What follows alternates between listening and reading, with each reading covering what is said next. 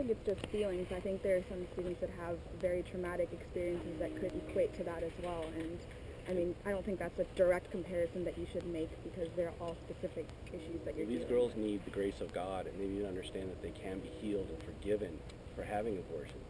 You know, and this is part of it too, because if nobody, the schools, even the churches, don't confront this, don't talk about this, because most churches have never had a sermon against abortion or the grace that God can give for somebody that has had an abortion. Well, you know, again, when you talk in churches don't, I only go to one church. It's Santa Barbara Community Church. And it's one guy who does. Well, one. I mean, so yeah, it's pretty so much any. one. Well, I know. to me, there's a problem when you speak in such specifics and can name everybody else in one group, and that what you are doing is right and just, and that no one else is. So I just mentioned one church, and I think that our community out here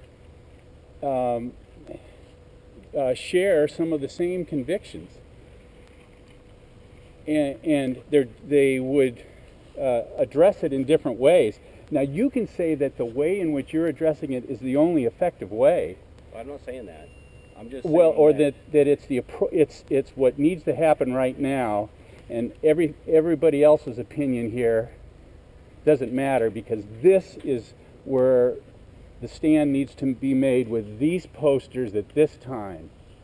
And I think that is not responsible when you label the rest of us as being, in a sense, hidden our sins about important moral issues. Well, I think their opinion does matter, and it is why we're here. Well, But the thing is 55 million children have been killed here in America in the last 40 years.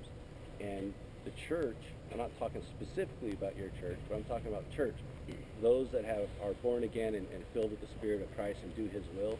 The church has scales in their eyes and have done very little at all to help end abortion in the last 40 years.